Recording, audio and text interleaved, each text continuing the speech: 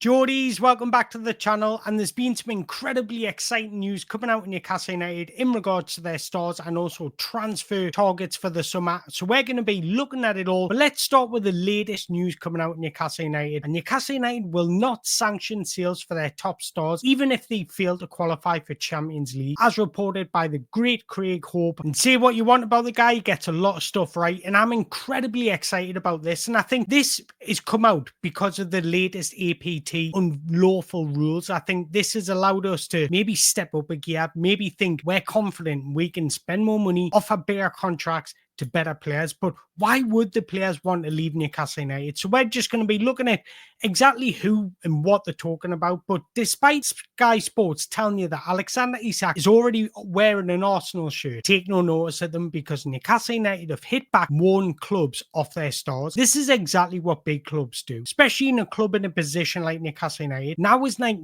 it feels like make or break for Newcastle United. We either make that jump to the next level or we just plateau like we are at the moment. But it definitely does show ambition to the big six that we're not just going to bow down to them. We're not going to be that feeder club, that stepping stone club. And like I mentioned before, I think the APT rules of the Premier League losing their case, this allows us to offer better contracts, be more confident and aggressive in the transfer market. Why would the players want to leave? We're reaching cup finals, we're competing for UEFA Champions League football, and the players are thriving on the football pitch. And I think that's what matters. They all seem happy in this environment. And I think that's quite important when it comes to where your job is. You need to be happy and comfortable in your environment. And we still do have lengthy contracts to these players. Bruno doesn't come out till 2028. Same as Alexander Isak, same as Sandro Tonali. Sven Botman's 2027.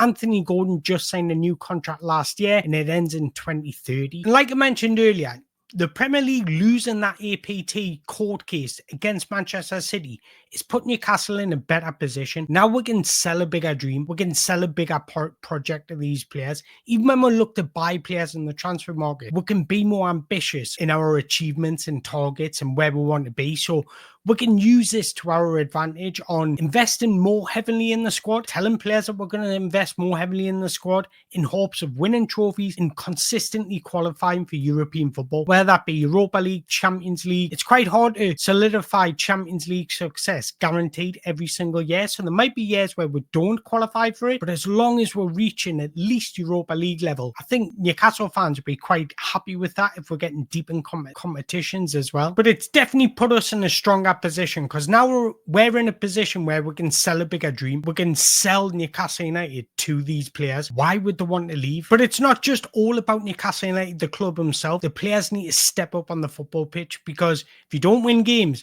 you don't qualify for these tournaments and win these trophies. So Newcastle United players need to step up themselves. So they both come hand in hand, really. But there is some news in the transfer market. But there's one thing I want to highlight before we get on to that is Newcastle United do have an aging squad. It's getting older and older every single year.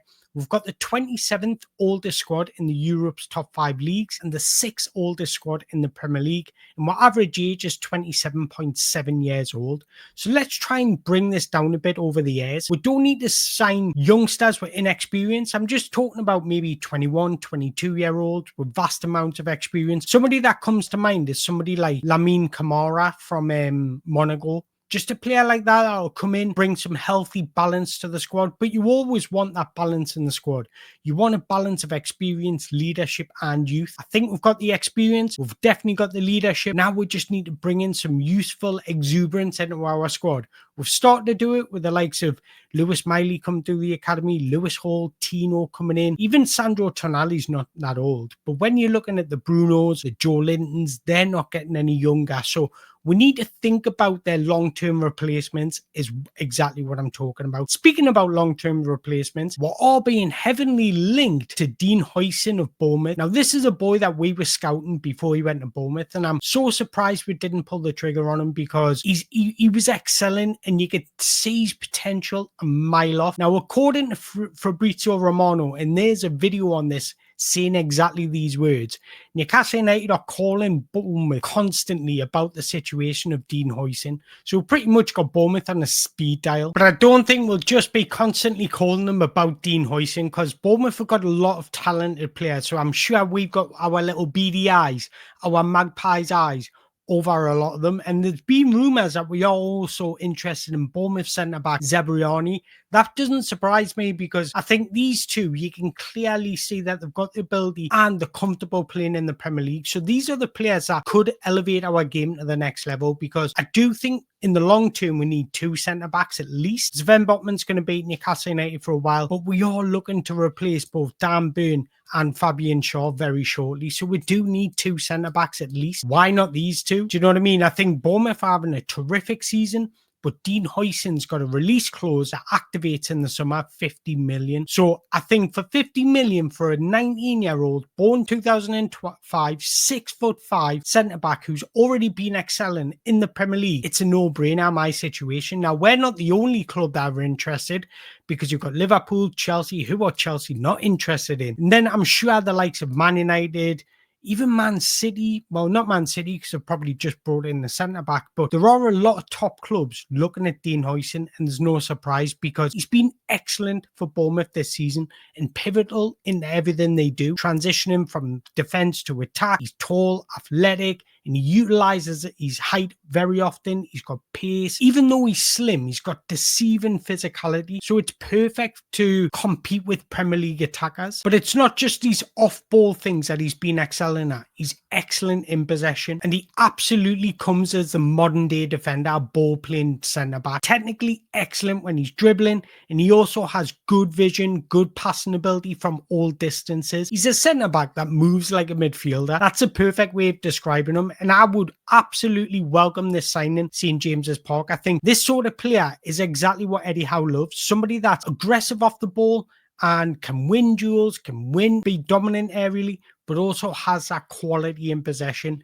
Now, Bournemouth are one of the most quickest and direct attacking teams in the Premier League, and I kind of feel like Newcastle United aren't far off that.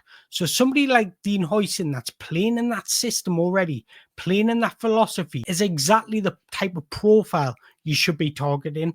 So for me, that's a very exciting signing because he's young, he's only going to get better, and he's already comfortable in the Premier League. But I want to hear your thoughts. Would you welcome a Dean Huijsen? What do you make of Newcastle United coming out and not selling our stars? I think not selling anybody in the summer window is a big window for Newcastle United. So let me know in the comments below how you feel about this bit of news. And until next time, away the lads.